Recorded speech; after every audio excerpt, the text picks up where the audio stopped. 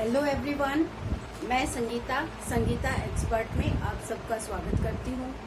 अगर आप मेरे चैनल पे नए हो तो मेरे चैनल को लाइक और सब्सक्राइब करना ना भूलें।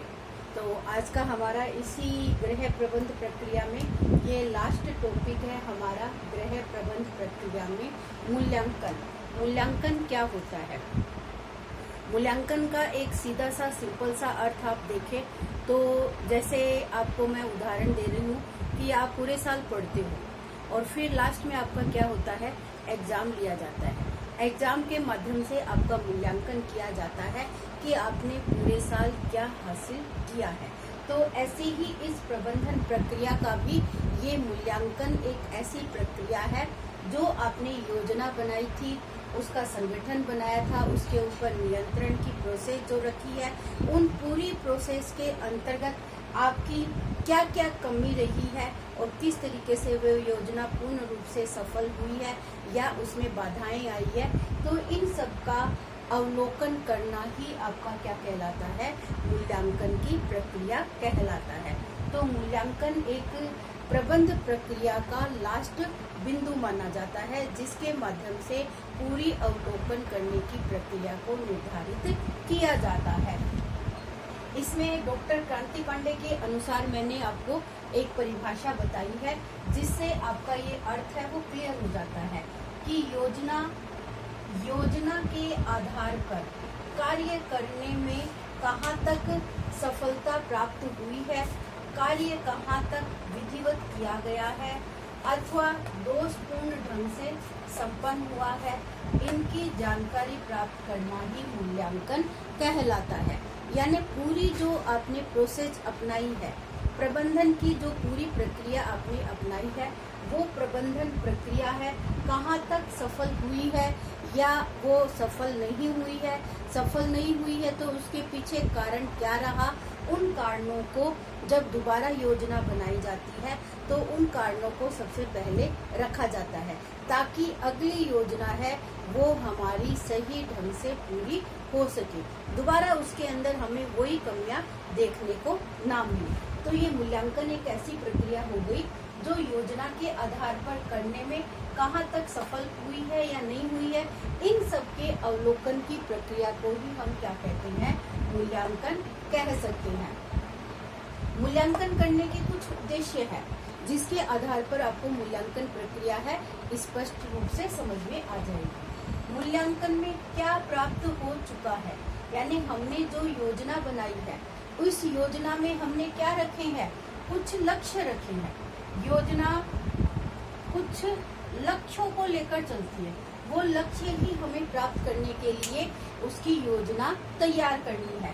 तो क्या प्राप्त हो चुका है, जो हमने लक्ष्य निर्धारित किया था वो प्राप्त हो चुका है या नहीं। अगली योजना के लिए आधार के रूप में प्रयोग लाना। अगर हमारी योजना ऐसी है कि उसमें किसी भी प्रकार की कोई कमी नहीं है तो वो हमारी एक ऐसी योजना हो जाती है कि अगले साल हमें वैसी ही योजना है लागू करनी पड़ती है, ताकि हमें क्या करना पड़ेगा, उसको आधार मान के उसको दोबारा लागू कर सकते हैं। उससे हमारी योजना में कोई कमी नहीं है और दोबारा योजना बनाएंगे तो वो उसी तरीके से सफल योजना हमारी बन सकेगी। संपूर्ण योजना को संशोधित करने के लिए आधार प्रस्तुत करना। जो योजना हमारी चल रही है उस योजना में किसी भी प्रकार की कोई कमी नहीं है तो उसमें हमें संशोधन करने की आवश्यकता है या नहीं है, तो ये संशोधित करने के लिए आधार प्रस्तुत करना ये हमारा मूल्यांकन का कार्य है। मूल्यांकन से हमें कमी का पता चल जाता है और उस कमी को हम दूर करने का प्रयास करते हैं। नई अंतर्दृष्टि प्रदान होना, मूल्यांकन के माध्यम से हमें नई अंतर्दृष्टि है वो प्रदान की जाती है। मूल्यांकन है वो दो प्रकार बताए गए हैं मूल्यांकन के, कि मूल्यांकन है वो दो प्रकार से हम इसका वर्णन कर सकते हैं। एक को कहेंगे सापेक्ष मूल्यांकन, एक का कहेंगे निरपेक्ष मूल्यांकन। जिसके साथ लक्ष्य हमारा निर्धारित होता है वो हमारा सापेक्ष मूल्यांकन कहलाता है और जिसमें हम लक्ष्यों को निर्धारित नहीं करते हैं वो हमारा निरपेक्ष मूल्यांकन कहलाता है। तो अगर मूल्यांकन के प्रकार पूछे जाए, प्रकार के रूप में पूछा जा सकता है इस क्वेश्चन कि मूल्यांकन कितने प्रकार का होता है, तो आपको इतना ही ध्यान रखना है कि मूल्यांकन 2 प्रकार का होता है। एक को हम सापेक्ष मूल्यांकन कहेंगे और एक को हम निरपेक्ष मूल्यांकन कह सकते हैं। एक ये जितने भी आपके गृह प्रबंधन प्रक्रिया के बिंदु हैं, ये इनका आपस में अंतर संबंध होता है, यानी एक के बिना दूसरी और दूसरी के बिना तीसरी और तीसरी के बिना चौथा है, वो हमें अपना लक्ष्य है निर्धारित करने में असफलता प्राप्त दिलाता है।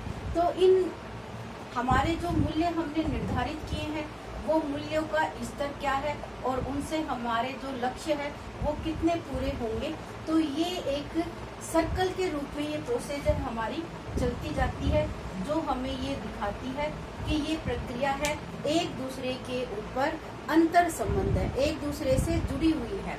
यानी लक्ष्यों को पूरा करने के लिए हमें कुछ निर्णय लेना होगा, उसकी योजना तैयार करनी होगी, योजना के निर्णयों का हमें संगठन बनाना होगा, संगठन को इस निर्णय के माध्यम से नियंत्रण की प्रोसेस अपनानी होगी और नियंत्रण से हमें मूल्यांकन तक पहुंचकर अपने लक्ष्यों को हासिल करना होगा।